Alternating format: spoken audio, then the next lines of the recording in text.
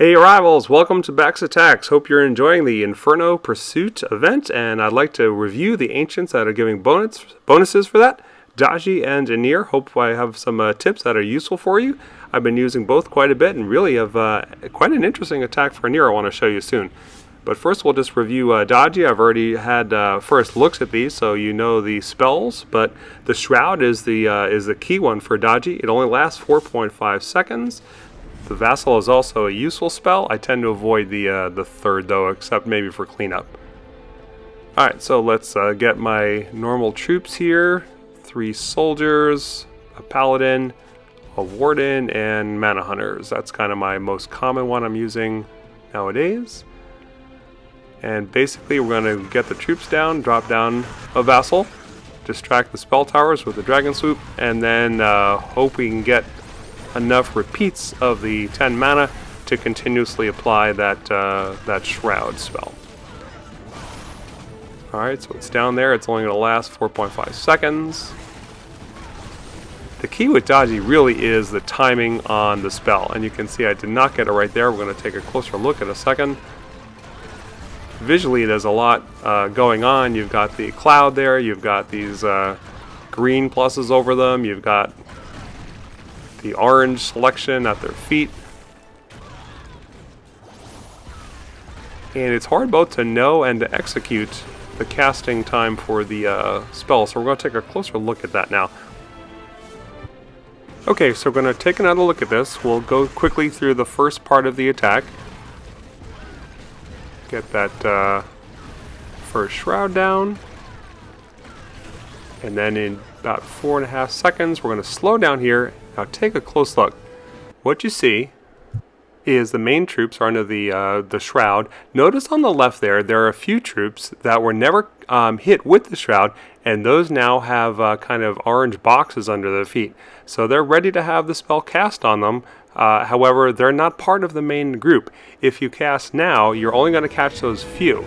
So instead you need to wait and look at the main group. Right there you see those green crosses or pluses above the troops. Now don't cast yet. That just means that the spell is about to end. What you need to watch for is for the troops that are within the Shroud to get that orange box under their feet. That says that the spell is able to be recast. There's just a real short time period when they're both still under the Shroud and they have that orange dot. So let's take a close look now as this goes forward again. Alright, now I cast too early. The orange dots are not there, and watch what happens. When you cast too early before the green squares on their feet, the spell will not get refreshed. And so those troops that were shrouded before are now in trouble. Now up top, some of the troops that were not under the original Shroud were able to be hit by the Shroud. Okay, I've got to pause now, and you see that both the green pluses and the orange boxes under the feet are present. That's when you want to cast it. If you cast it here, they will get refreshed and they will never leave the Shroud. That's key, so they won't get shot out by a Insanity Tower or a Freeze Tower or anything like that. And remember, they're not prevented from being hit under the Shroud, only from being targeted. So this is the point where you want to be recasting the Shroud. Alright, and the rest of the base is pretty straightforward at this point. Now, if your troops are hitting lower bases, the timing there really isn't that critical. If the troops come out of the Shroud and get hit, no big deal. So if you're just trying to go fast against lower bases, you don't need to time it that closely. But if you are trying to hit bases that are above your level or in a kingdom raid, you definitely need to pay close attention to the timing. Alright, we're going to come in from the west side here, use the dragon to distract. And the good time to cast that first Shroud is right before the spell towers would get enough mana to cast again. Alright, let's see if we can get the timing right here. And waiting for the pluses and then the orange boxes. There's the pluses. And I cast too early. No orange box. Let's see what happens. See, they do not get shrouded. So you have to wait for that orange box to appear. The green pluses are just a kind of like a yellow light. They let you know the red is coming. So definitely keep that in mind if you're going to be attacking tough bases. Now in this case, I'm hitting my own level, and I had a good distract on the first pass, and so it wasn't that critical, and so we're able to take on the rest of the base. The plus 15 mana from the Stronghold really gives you enough to keep the Shroud going after that. I find that more effective than the third spout, the Palau for cleanup.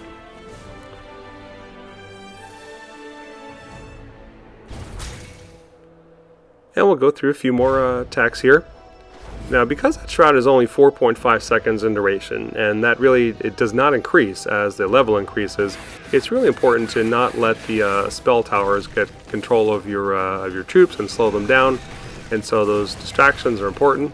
Late on the dragon there. Come on, Bax, you can do better than that. There we go. Get him shrouded, and again, one more distract. And if you can get that stronghold down, cleanup's not too bad. Alright, so I think this is why Daji is popular, especially for events. If you're going 818 or going for multiplayer and getting quick wins with bases that are not that hard, you can go very quickly with Daji, and you don't have to worry too close about the timing. Here's my first Inferno chest. Let's see what's in there. This is the chance for people to get Anir and Daji if they didn't already have that. 299 gems if you want to get an individual chest. And the odds are pretty good from what I hear. So if you do have a few gems and don't have those ancients, I recommend getting that. Actually, the bundle that's for sale this time around, it's a pretty good one. It's a good value. If you do spend money on the game, it's one to get. If you don't, you can do the event without it. So however you want to do that is great. All right, so I'm just trying to practice get my timing down. It's really pretty tricky. The amount of time when the orange squares are down and the green pluses there is pretty short. There we go, nailed that one. And that one too. Otherwise, it would have been hit by the spell towers there. All right, so if you're struggling with Daji or finding yourself missing on those shrouds, it's okay. Keep practicing with them. It took me forever to get that, and I still mess those up a lot myself. So don't worry about that. Now I know what you guys want to see, and that is how is Daji against bases that are tougher than you. So as a Stronghold 15, I've got level 9 soldiers and mana hunters, and so this is going to be a pretty tough base normally. We're going to use a little extra mana to, as if I did have a higher level Daji. She's 36, she's not quite matched, and I don't have her epic yet. Same principles apply. Get your troops down, distract. If you like the vassal, go ahead. If not, it's okay. And use the shroud when the orange dots appear. Too early, look at that. Oh, and those troops just get massacred. We still have some left though, and we got enough mana thanks to that mana potion. So let's see if we can wrangle a win out of this one. Okay, so having extra mana, whether it's a potion or whether from a higher level or epic, is really very helpful. You can sustain a bad cast much better with that. And if you're able to shroud them properly, it doesn't really matter that it's a Stronghold 16 defenses because they're not shooting at your troops. It will take longer for your troops to get that, so you kind of want a high DPS and be worried less about the sustain on this army. So soldiers or mana hunters, even wardens, you wouldn't need 2 paladins with Daji really. It's all about the DPS, because you have to get that next 10 mana before the shroud wears off. That's the key there. So high DPS is helpful with Daji. All right, let's hit one more Stronghold 16. See how we can do here. Variety of spell towers all around the Stronghold, and let's get another mana potion. Really, that's more helpful than any kind of bonus from the Seer or Warmth. We really just need to be able to cast that shroud several times. The western approach looks pretty good. We'll only be facing the 2 spell towers at once, so we should be able to distract those. I like to keep my troops in a kind of a tighter bunch with Daji, and the reason is you want to be able to catch the all of them with the Shroud if you can. If you have just a few troops that are outliers that were not covered by the Shroud, the defenses will fire at it, and so if it's a splash damage or a spell tower, your troops, even though they're shrouded, are going to get hit by that. So if you can get them in a tight cluster, that's good. Alright, I got the casket there. I know now to wait for the feet. And I still missed. Ah, man, that's tough. Alright, again, fortunately we had the extra mana on hand to be able to recover from that. Basically, if you're too early, the spell is just completely wasted. And so if you don't have another 10 available, your troops are going to be in trouble. Let's change gears now and take a look at the other ancient that provides a bonus in this event, and that's Anir. And I'm going to tell you up front, I did not like Anir too much coming into this event, but I have found a way to attack with him that I really, really like, and he's now really kind of one of my favorites. I'm looking forward to doing the whole rest of the event with him. As you remember from earlier, Anir has some interesting spells, but they're kind of complicated. The first one provides a 10% increase on attack damage, and they'll prioritize attacking spell towers. And then if they're able to take one out, they'll be radiating damage around them. So that's a pretty key spell. The second spell does some healing, and I've heard some players like to just spam that several times. But I really like that third spell, Flame Touch, for 15 mana. For a good 16 seconds or so, the units will disable any of the defenses that they're attacking. So first let me show kind of my initial attempts with Anir and how I used him. If you use kind of a normal composition, same as you would with other ancients, and use just a mixture of spells, this is how things kind of work out. Alright, so we drop the troops as normal, spread out, we'll distract with the dragon. After we do that, we'll get those guys prioritizing the spell towers. You see the mana hunters jump ahead, get killed usually. Alright, and then we'll use that third spell to disable the buildings. Focus on the spell towers again. Troops are getting it mostly done. They're hurting a little bit, so let's get some healing down maybe. Use that second spell, especially with the curse tower gone. Alright, and so it took down that base. It wasn't a decisive victory, and I've had a lot of attacks that just kind of failed with that approach, just using all 3 different spells sporadically. And so another idea came to mind, and some other folks had tried this, but not with great success, and that was to use all mana hunters there. Now, since that third spell will disable the buildings, and since the first spell prioritizes spell towers, the mana hunters can get up to those spell towers very quickly, and if they're radiating damage, can disable a number of defenses at once. So the usual approach that I'd heard was to use that spell 1 to get them up there, and as soon as you get 15, cast that down, and then everything will be good. The problem is, before the spell towers are dead, your troops have no protection. And so just the mana hunters getting to the stronghold or the spell towers, they're going to be taking a lot of damage. And so if you have weak troops, you're trying to hit your own level or higher, it's really not going to work too well. But let's take a closer look at those spells, especially as they might be used with mana hunters. What the first spell does, it prioritizes spell towers, and after you destroy one, then they are radiating damage. That's one key thing. The second key thing is with the third spell, they will disable any defenses that they are attacking, and that includes the radiation damage.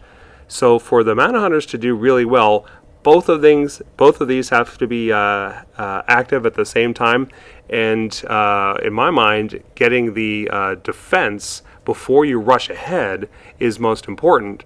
And so I came up with the idea of trying to just switch around the order of those spells. That last spell lasts a good 16 seconds, and so you have a good 8 or 9 seconds to get to the spell towers, and another 8 or 9 in which you are radiating the damage. So there's plenty of time for that to happen if you can get the birds to kill a spell tower within those first few seconds, ideally with some distraction so that they're not getting damaged too bad. So let's take a look at how this works in practice, and I'm sure others of you maybe have tried this or come up with this approach of Anir with birds and those two spells, but I just haven't heard anyone talking about that. We hear lots of talk about all mana hunters with Golgog or Malice, but I just haven't heard much about use with Anir. So I was really eager to try this. All right, so we get our dragon down, the mana hunters try to distract here, probably a little bit late. Yep. Get the third spell and then immediately the first one. Alright, so they've taken out a spell tower. They're going for that other one. They're crossing across the whole field, but because they're disabling everything, they're really not taking any damage. And when the spell towers are all surrounding the stronghold, when the spell towers have all been killed by the birds, guess where they are? They're right on top of the spell tower. So that worked out really good in practice here, and they just maul the base in this case. So when you have the spell towers surrounding the stronghold, this is the key that an Anir bird combination can be quite effective. It's kind of similar to the way that you might use Golgog, the two spell combination of protecting the troops and then getting them to go where you want them to go. So really, it's the same idea there. All right, so we're going to set up the distract sweep here and definitely take any free mana. That's very, very helpful when you're using Anir. And I do not have mine legendary yet. I would really love to know how this works with legendary Anir and with level 10 mana hunters. So you guys with bigger bases than me, please try this and let me know how it works. Alright, so spell 3, spell 1 immediately. Help the dragon swoop again. Alright, here they come. And they're dispelling everything. You can refresh that third one. But now that'll eventually die out with no spell towers because the radiation won't help. So after maybe one refresh, you may want to switch to the either the first one, it gives plus 10% speed, or the second one for the healing. All right, this base looks ideal for this approach as well. Now you want the birds to end up on the stronghold, and so there's 3 spell towers right there. And then there's one more away from the others up north. So you definitely want to come in from the north direction so that they'll end up in the right spot.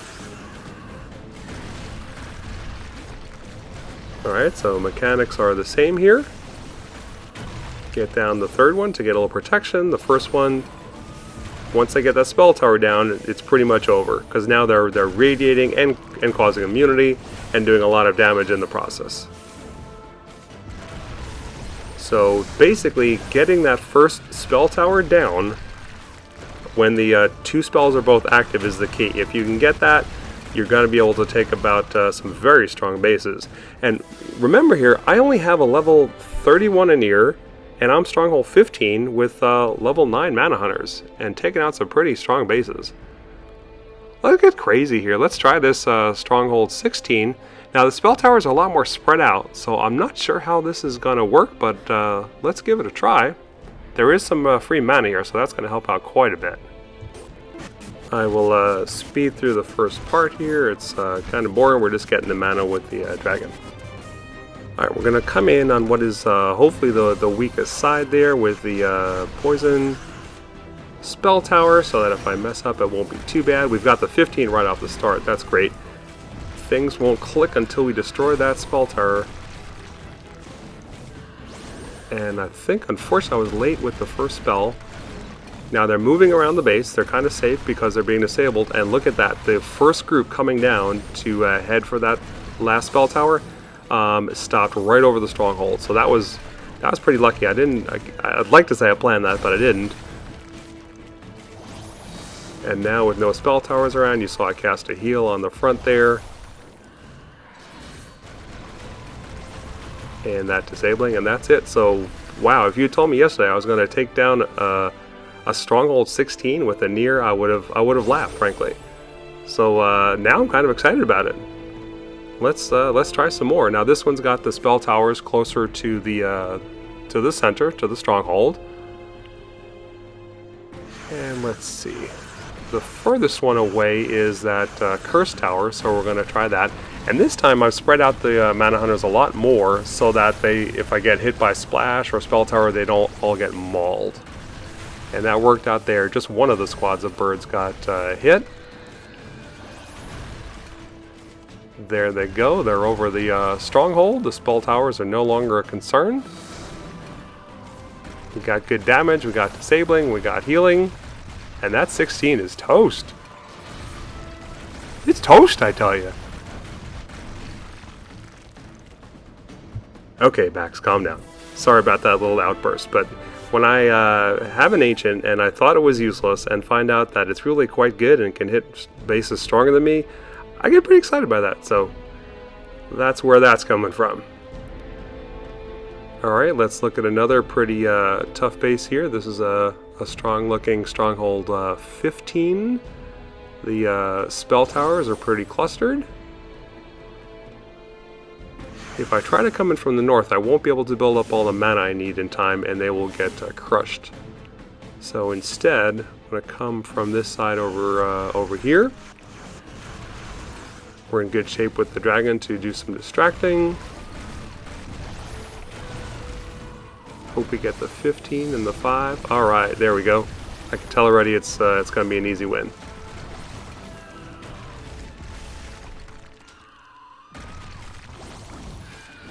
Yeah, basically if you do get those two spells down so that the troops are both radiating damage after killing a spell tower, as well as disabling buildings from the third spell, that's just a really powerful effect.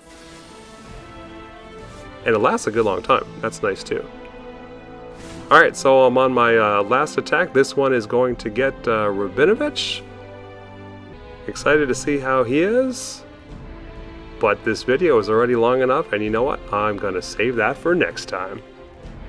Let me know what you think about Anir and this attack strategy. Leave a comment, and please subscribe if you already haven't done that for the channel. Thanks so much for watching.